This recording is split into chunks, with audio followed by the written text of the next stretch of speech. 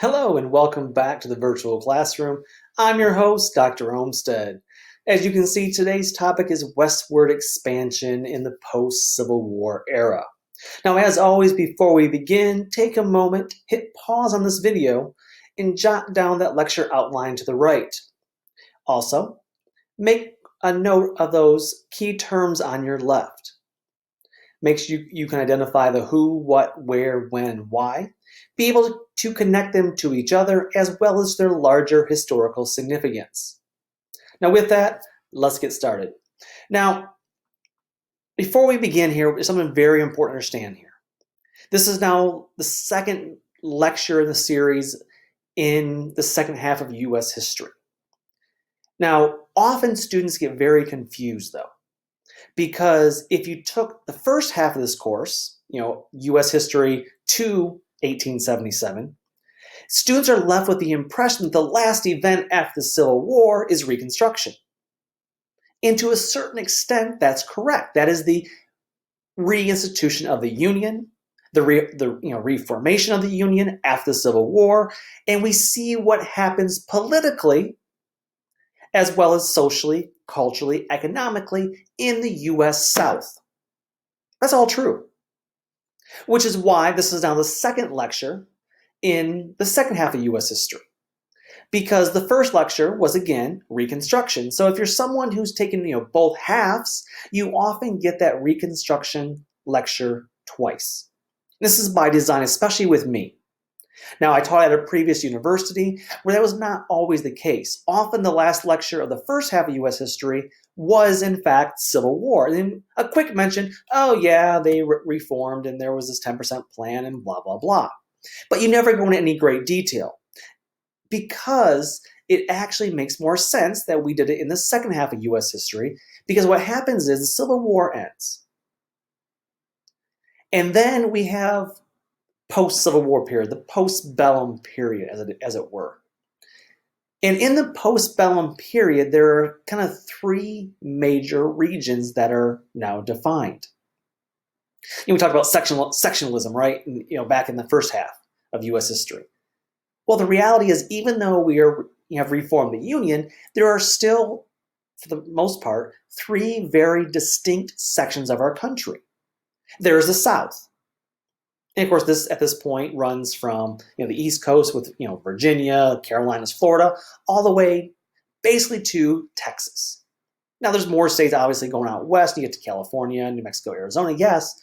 But when we talk about Reconstruction, we are talking about that region from Texas over to the Carolinas. Basically, if you're a sports fan, the SEC country. That's kind of what we're looking at there. And of course, that was the Reconstruction lecture. However, there's also things going on out west. There's this vast, seemingly untouched, untapped region to the west, which is the focus of this lecture. And then, in our next lecture, we will discuss what's going on in basically the north and northeast.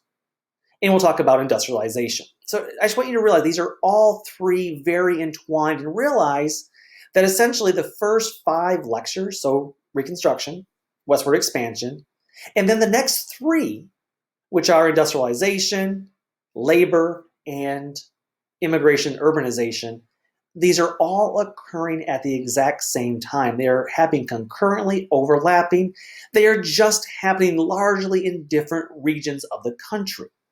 And so that's something very important to keep in mind as we go forward here. So I don't want you to get confused that these are all happening at the same time. These are all happening in basically that 1850, 1860, up to about 1890, 1898, up to 1900 basically. And then we'll jump to what's happening politically once again, and internationally for that matter. So now we get out of the way, let's get started. Now, when we discuss westward expansion, and if you actually look at my title for this one, I call it Westward Expansion and New Exclusion. Because it's once again an opportunity to see, hey, we're going to expand westward into new lands, but there's people already there. And so while we set this lecture up, let me give you some key terms that you need to know that will help us thematically frame this lecture. Number one is the term agrarianism. Now, what is agrarianism? Well, First of all, agrarianism is very popular and embedded within the American psyche or the American mentality. Early presidents, especially Thomas Jefferson, he championed the idea of the small yeoman farmer, right? He argues that small yeoman farmers are the backbone of American citizenship, and ultimately these are the go-getters who are selfless in their work, who feed the nation, and these are ones who remain independent, and they don't need a large government to exist. What they need is land. And if they give them their land, provide land, the government will make sure they have land, they will grow, and our nation will become great. As is the case today. Largely, the eastern United States was beginning to urbanize, but that South, especially the West, became the heartland for farmers, for this agrarian mentality, this agrarian ideal. Because the wide open land of the West became more and more attractive, especially to those who had that romanticized, mythologized idea of the yeoman farmer. Move west, young man. Find this vast area. Settle it and grow food on it. Farm it. And if you think about it, that's where we think about it today. That's the western areas of our country. The Great Plains is what we're talking about here in Westward, is a lot of farmland. The second term to discuss, of course, is the concept that's very important to American history, and that's the term frontier. Now, you see the definition on your screen, right? The frontier is a line, it's a definite line, but it's imaginary. It's a line separating the continent from the unsettled wilderness from the settled territory. It's what separates the quote-unquote settled, contained, developed land from what is considered unsettled. It's the separation from civilized and uncivilized, from tame to wild, untapped resources of wilderness. And in fact, there's a historian that we'll discuss a little more detail in later lectures, but by the name of Frederick Jackson Turner, who in the 1890s will develop and publish what became known as the frontier thesis. And he argues that this concept of a frontier is quintessential to the American experience. It is quintessentially American. And that Americans need a frontier to strive for, to conquer, to tame. And if there's not one, the nation will wilt and crumble. So he argues in the 1890s, and we'll discuss why the 1890s later, but he argues that Americans need a frontier to strive for. Because Americans want to see, quote unquote, what's called progress. And progress for Americans is conquering new areas, getting new resources, developing new areas, and essentially spreading their culture across the continent and, well, maybe beyond. Of course, this fit very well, this idea of the frontier, fit very well with the third key term that I want to discuss, which of course is, manifest destiny. This is a term I'm sure you're all very familiar with. At least you understand the idea of it. And of course, this very famous painting is the quintessential example of what manifest destiny looks like in practice. This idea, of course, argues that it is God himself who has told us, no. God himself has ordained us and commanded us to spread American culture from sea to shining sea.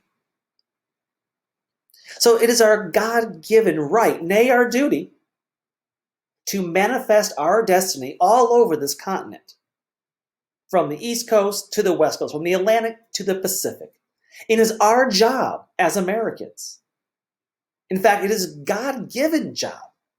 God wants us to do this. And you can see it in this picture. Look at what you see in this picture. On the right, you see civilization, as we call it, civilization, right? You see technology, you see the ships, You see the bridges in the background. Let me get my cursor right here. You see the bridges back here in the background. You see the trains of technology we'll talk about in our next lecture coming across. You see the telegraph line, again, technology we'll talk about in our next lecture. You see the stagecoach, this new idea the horses pulling. You see the farms coming. And of course, you see Lady Liberty, this angelic being with technology in her left hand, God's word, the Bible, in her right hand. And she is spreading the light of American civilization from sea to, wait, that's not very shining. Why is this area over here so dark? Ah, that's why. Because it hasn't had the light of American liberty, American ideals, has not reached it yet. And therefore, Americans need to follow this angelic being, follow God's will, and spread across the continent and bring this technology, bring this civilization of farming and of know-how how to farm and develop these crops. Because what is out there right now is darkness. It is undeveloped, uncivilized, untapped resources, only inhabited by, oh look, who's there? Native Americans. And of course, they're in the darkness, and of course, they're looking back, maybe in fear, or maybe looking back for the light of God's glory, of God's chosen people, the United States, to bring his word, but bring technology and development and civilization across the continent to the west. And you can see everything in this picture is moving westward from right to left. Even the animals looking back, the little bear dog thing in the bottom left corner. The buffalo are all out there, this vast wilderness. And I got news for you. This is a very self-serving ideology. And America was indeed ready to manifest our destiny all over the place. Of course, what is wrong with this argument? Well, it's self-serving. It ignores the fact that people already live there. I got news for you. Who's there? Native Americans. Mexican Americans, also known as Hispanos back in that point. Remember, these Hispanos are not just, say, Mexican American. These are descendants of Spanish missionaries and colonists who had been there for hundreds of years. So there's descendants of Spanish colonists. There's descendants of native Mexicans. In other words, there were people already living here. This was not some untapped, untouched, vast wilderness. People live here, and they are not uncivilized. Now, do they do things exactly the way we do them? No. But it doesn't make them inferior or wrong. But this idea of agrarianism, we need more land to spread agrarianism. The frontier, that we need a frontier to conquer. We need someplace to strive for. And we justify that, a very self-serving justification, but manifest destiny. There's a fourth term we will also discuss, and that's the cowboy. But for now, let's pivot to actually see why and how westward expansion was so important. We'll come back to the cowboy term later. Now, why is this so important? Well, remember, the Civil War is basically just ended. The Civil War is going on. The Civil War is just ending. This period of history, right? This is the 1860s. And the West gives hope to people after the Civil War. Remember, the Civil War is deadly. You've had hundreds of thousands of young people die. Deadliest war in American history. We need to rebuild, right? But at the same time, there's a lot of bad blood and ill will in the South with Reconstruction. Talk about the North later on, what's going on in the North. But out West represents the frontier, manifest destiny. Represents the agrarian old ideals of what it meant to be an American, right? So the West represents hope. And of course, this very famous painting by Winslow Homer, known as A Veteran in a New Field. So all these Civil War veterans, they have a chance to get away from the horrors of war and the carnage of war, to go out west and start over, to embrace the idea of a small yeoman farmer. And this is a chance to start over and create a better new America. So we see these series here of paintings here, these ideals. Now, the reality is there's a rhetoric right here. There's these themes, there's these rhetoric terms, much like we saw with the New South, right? There's some terms that kind of mythologized this New South, right? We're going to see a rhetoric also when it comes to westward expansion, and later we'll see a rhetoric for urbanization. In this case, though, there's a rhetoric or a mythology about westward expansion. And then there's a reality. And of course, I'm sure you all figured it out, the reality does not match the myth. Let's talk about the myth or the rhetoric, though, for a minute of westward expansion. You see it here, pictured right here, right? The rhetoric of westward expansion was grand and full of hope. It's boundless, it's untouched, it's wealth and prosperity. Now, that's all well and good. How do you get people to actually leave their homes and move out west? And the reality is, the government helped to promote this. The government wanted to encourage Americans, even during the Civil War. In fact, in 1862, they're going to pass what's called the Homestead Act. Now, you see the ad here, this is Nebraska. There's also a version for Kansas. But the Homestead Act of 1862, again, note the years, during the Civil War still. This is approved by Lincoln in the Civil War. The government begins giving away a couple things. One is they begin giving land to people. It basically said if you can go out west and work the land for a period of 5 years, let me improve the land. Now, that's a very vague definition. What does improvement mean? Does it mean a fence? Does it mean build a house? Does it mean actually grow crops? It's a very vague term. But if you can cultivate it for 5 years and improve it, you get the land for free. Otherwise, if you fail to, you can just buy it outright for $1.25 an acre, which is still, even if you have to pay for it, it's a phenomenally cheap deal, especially if you're an American who thinks about going westward. And so this Homestead Act is vital to the expansion. Again, this is not just Nebraska. The picture here is of Nebraska, obviously, but it's land out west, which of course begs the question, who actually owns that land? Now, I'm sure your immediate thought is, well, the government does, right? But people already live there, Native Americans. We'll get to them later. The second thing that was important here was railroads. And railroads are going to play a massive role in westward expansion. And the government will also be involved in this railroad movement. Now, if you remember your history back from the first half of U.S. history, you remember the Kansas-Nebraska Act was designed to help set the Transcontinental Railroad. Well, it's being built, right? And we're building this railroad construction. The thing is, though, railroad construction requires a great deal of capital. It requires a great deal of supplies, manpower, and of course, actual materials. It's a lot of money, in other words. It's a lot of money for businesses to risk. Remember, these are not government-funded projects. These are private businesses. That's a lot of capital and risk for individual companies.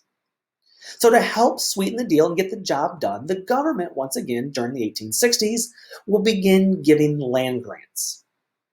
And basically what they did is for every square mile of track that the company would lay, the government would give them the land to the left or right of that land, anywhere from 200 to 400 square miles for every mile of track.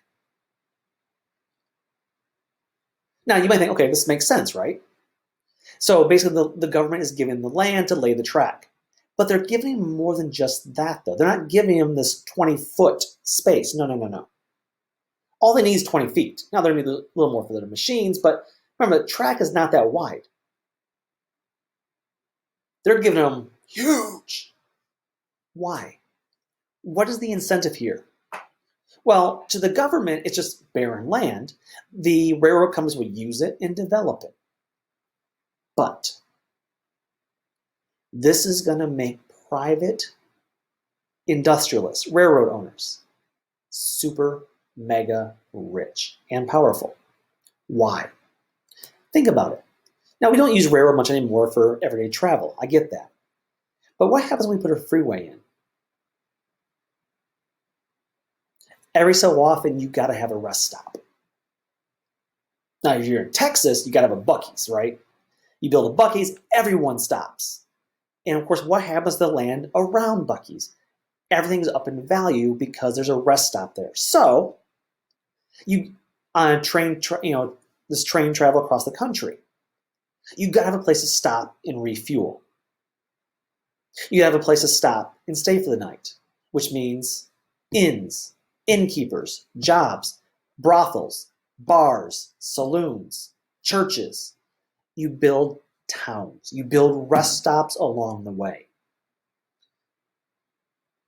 Well, if a person wants to open and develop a town, that's great. You got to buy the land. But they're not getting the land from the government like the railroads did or the Homestead Act people did. No. You're buying the land from the railroad tycoons, the railroad owners. Because the government's giving them the land 200 to 400 miles in either direction of the track. 200, 400 square miles for every mile of track they lay. And these owners are not stupid. No. They're smart businessmen.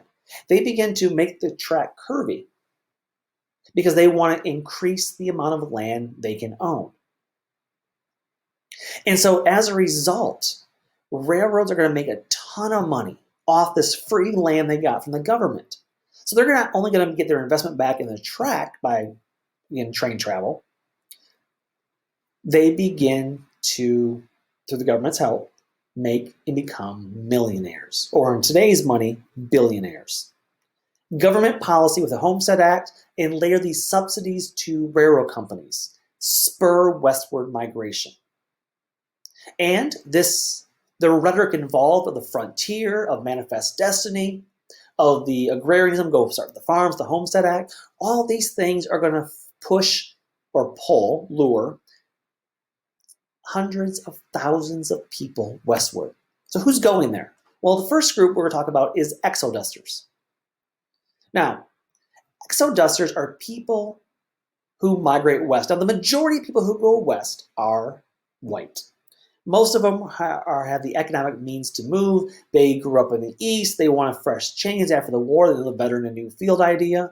They are industrialists who had made money in business, that they're moving west to expand their venture out west. But there's also a number of poorer people, and specifically a group known as Exodusters. These are African Americans.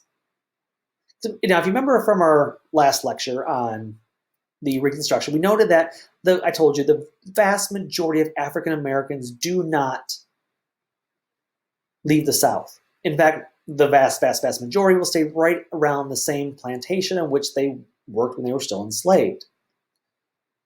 But some do get out, right? And of course, the Westward Expansion actually makes a lot of sense for them because their number one skill in life is farming.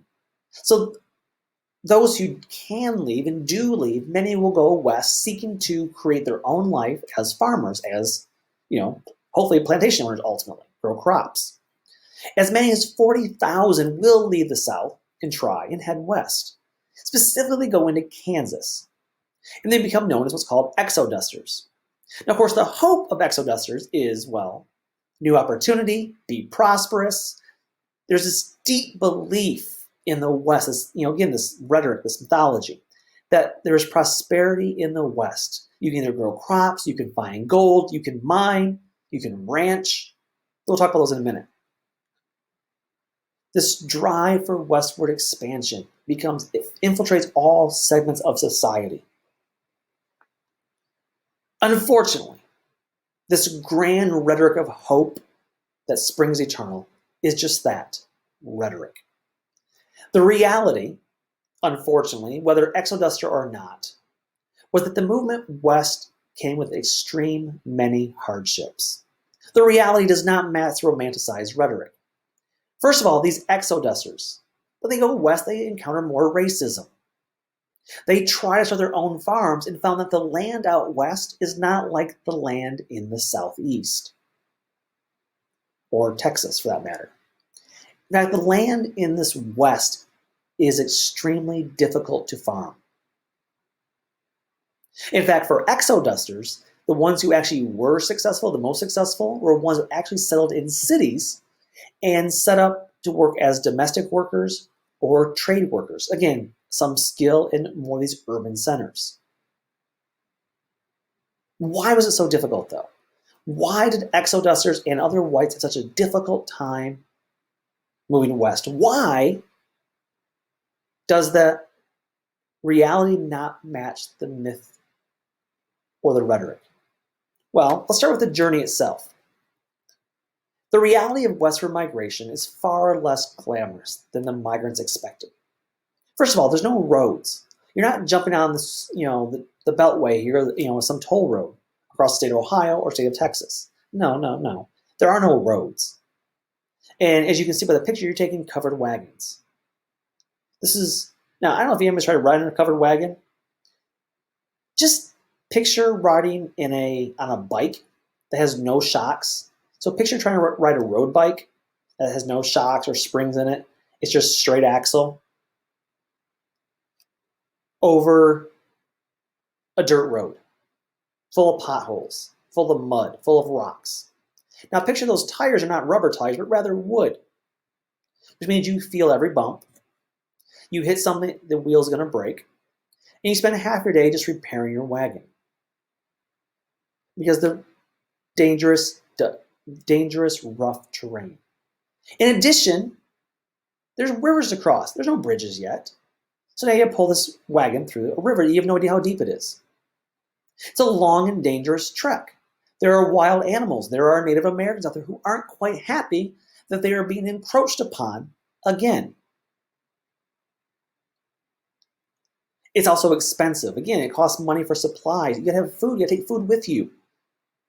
You have to be able to get across this land. You gotta buy new materials and new parts for your wagon. Feed your horses. You gotta be able to take care of them, have clothes. Now, if you were able to get there, if you're able to get to the West and survive this long, arduous journey, there are traditionally 3 different jobs you would take.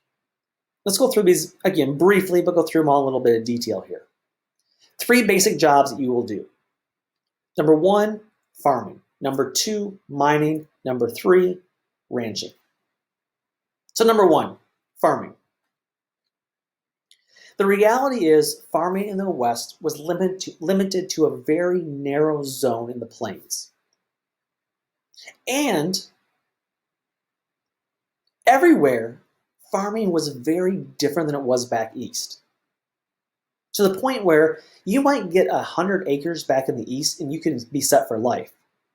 That same 100 acres would be a quarter or less of what you actually need to survive in the West. In other words, you don't need 100 acres, you need 400 or 500 acres to make a good living in the West because the land does not produce, it's not as fertile as it was in the East.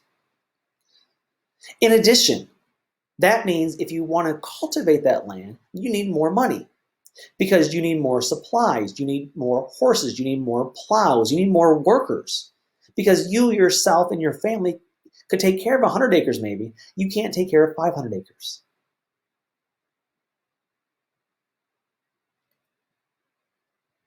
The land's unsuitable. In addition, there's not as much rainfall in the plains region in the West. And therefore, you have to reroute rivers to irrigate your fields. Remember, there's no plumbing. You can't use a sprinkler system. You have to reroute rivers and attempt to try to irrigate it. Which means the only people who are capable of really succeeding out west in farming are the people who are already rich because they have the resources that are needed to do things like hire people, to do things like buy new equipment, the latest technology of plows. They have the money to hire people to reroute the rivers to irrigate their fields. They have the money, they have the clout, they have the ability to work these large farming businesses, what I would call agribusiness. So if you are an average person, the reality is you're not going to succeed probably farming in the West unless you already were rich to begin with. If you are rich, then you have the resources to develop and succeed, but in doing so, you're going to destroy the vegetation, the natural vegetation, because you want to build and grow what you want to grow. You are going to reroute rivers. And at some point in the future, but don't worry, it'll be a while, some point the chickens are going to come home to roost, which of course they will in what's called the Dust Bowl during the Great Depression of the 1930s. But that's a long time away. We'll get to that point later. But the trend starting here. If you're an average person, you can't succeed in farming. You need to be wealthy already unless you're very lucky. So what other job can we do? Well, number 2, mining. So fantastic. Great times for mining because in 1848, in California, gold is discovered. And of course, the following year, 1849, becomes the California Gold Rush. If you forget that, if you're a sports fan, just remember the San Francisco football team, the 49ers. Because the 49ers were this, again, mythic group of men who traversed the country and were able to basically bend over and get gold from the rivers. It's known as panhandling. Unfortunately, though, finding quick profit by finding gold in rivers is not sustainable for a long duration. And again, by the time the Civil War comes around, this is all gone, right? By the 1850s, being able to bend over in the river and pick up gold and panhandle is pretty much washed up. The easy gold's already been gotten. And therefore, you have to dig. You have to dig deeper and find the gold or find silver or find other precious materials. Well, does the average person moving out west have the ability to do that? And of course, the answer is no. You don't have the money to buy equipment, to hire people, to buy TNT and dynamite to blow things up, to dig these deep mines. You don't have the ability, the money and resources to buy wood to shore up these mines so they don't have collapse on your workers. And so therefore, who was able to succeed at this? You guessed it. People who were already wealthy. They already had big businesses and wealth that they were now able to take out west and start these large strip mines, these gold mines, these silver mines, hire employees for cheap laborers that if they die, oh well, there's more people to hire. And what they start doing is creating what's called company towns. The workers would live in homes owned by the company. They would shop at stores that were owned by the company. In fact, they wouldn't be paid in dollars. They'd be paid in what's called script. Essentially, it's a voucher that these workers can redeem at their stores, which theoretically is not a bad thing, except when the fact that these local stores owned by the companies charge higher rates for goods than the store down the street. So they're paying higher value for these goods they need. They can't shop elsewhere because the money they get, script, is only good, this credit is only good at the company stores. They live in company housing, the company sets the rates, they control the workers from cradle to grave, essentially. And there will be some labor uprisings, but that's time for another story at a different time. In addition, who owns these mines? Now you can see the picture on your screen. There's a fairly diverse group here. You see some Irishmen, presumably, you see some Chinese men.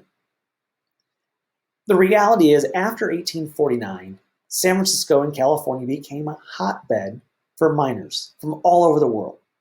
Mexicans were there, Chinese were there, Japanese were there. People from South America like Peru were there. The majority, though, are going to be white Chinese men and Mexican men, or Mexican Americans. And very quickly, whites who moved to California began to develop a mentality of superiority, as usual. And they actually forbade both Mexicans and Chinese men from owning mines or land that may have a mine on it. In other words, they actually passed laws in California that forbade either Chinese men or Mexican men from owning land and or mines. So now, therefore, what do you do if you're a Chinese man in California?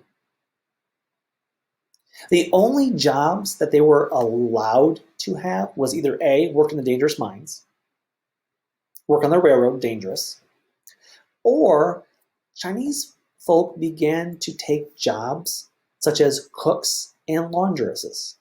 In other words, they did laundry. Because the reality is these were jobs that white men would not do because it was seen as an affront to their masculinity. These things like cooking and cleaning clothes, laundry, were considered, quote unquote, women's work. And therefore, the Chinese men were willing to do this work as only they could do, besides really dangerous work. And therefore, they became a stereotype against Chinese people, that they were more feminine. Now, of course, this was not helped by the fact they tend to be shorter, and they were usually thinner. And therefore, whites began to really stereotype Chinese men as being extremely feminine. And they use this as a pretext to say, well, you're inferior to us because we're white and we're superior and we're stronger and we're men and you act like a woman. And of course, part of this, though, was that this is the only jobs they were allowed to have. And of course, there's a stereotype, which is often true, parts of it is, that Chinese food and of course Chinese laundries. So again, much like farming, the average person was not able to mine and make money. They must work for someone else who already had money and thus is controlled by the rich. The third major job, so we have farming, we have mining, now we have ranching. Of course, Texas, big in ranching. It's a very similar story in ranching. Now, the funny part of ranching, though, is, the basic story is you have to drive the cattle from wherever they're at, wherever they're grazing at, from the ranch. You have to push them all and do a cattle drive further north to meet up with the railroad. And therefore, you have to be able to be a cowboy and drive these herds. Fun story. The vast majority of white men who moved west to do ranching sucked at being a cowboy. They had no idea what they were doing. And so what they did is they went to the people who knew what they were doing, vaqueros, Mexican cowboys.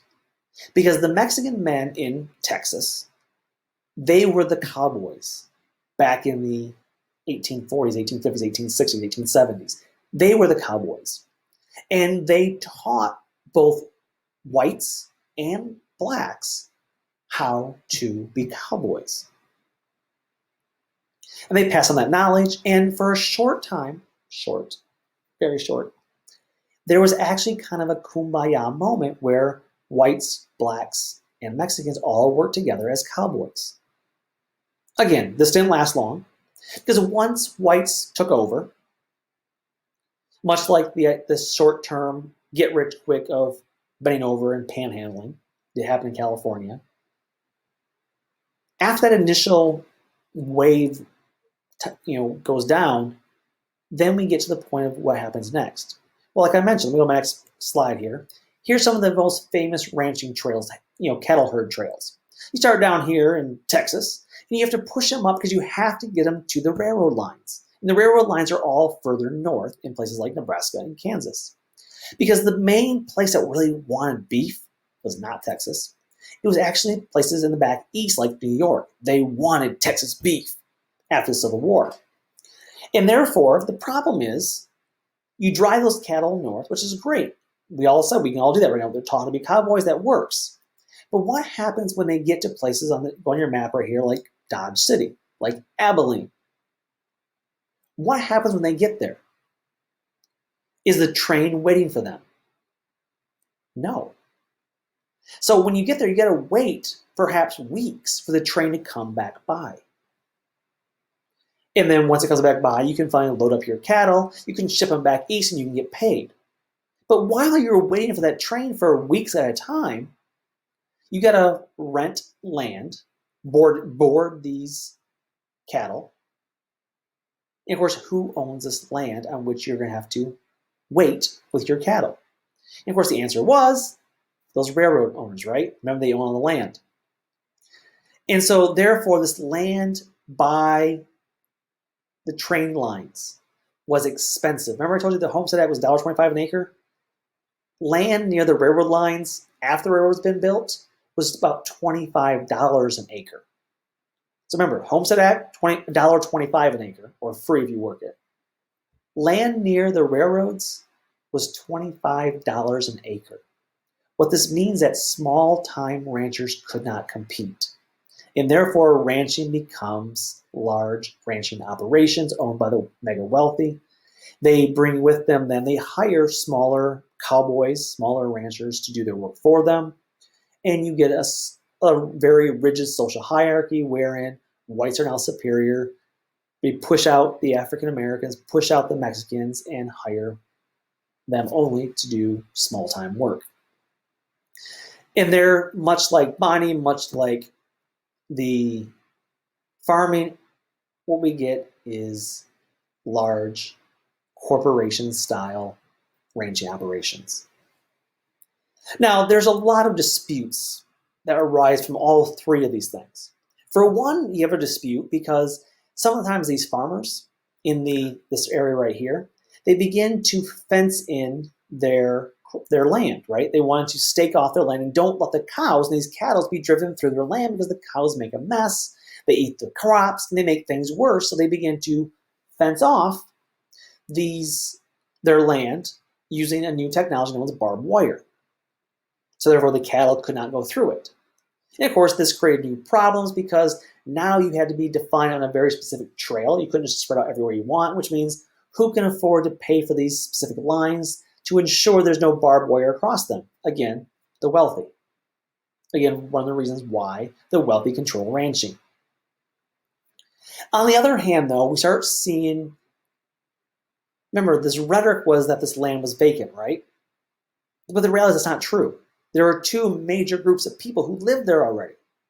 Native Americans, we'll discuss them in the second half of this lecture, but Hispanos. Again, these descendants of both Mexican and Spanish descent who've been there for hundreds of years, who became citizens after the Treaty of Guadalupe Hidalgo, after the Mexican-American War. Again, the West is heavily civilized, heavily populated by people who've been there for thousands of years. Many have been in the West before the Spanish conquest, many since the Spanish conquest, and they live in the West. These are descendants of Spanish and Native Mexicans known as Hispanos.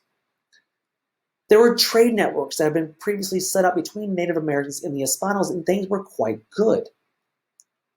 Now, of course, the Homestead Act gives white settlers justification.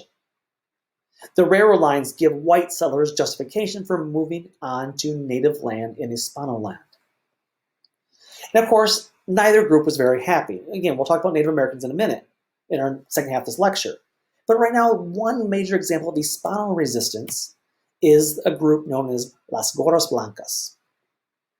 Now, this resistance involves an uprising of poor Hispanos against the Anglo settlers who were ranching on the land of the American Southwest. There was violent conflict between the ranchers and those who already occupied the land, the Hispanos.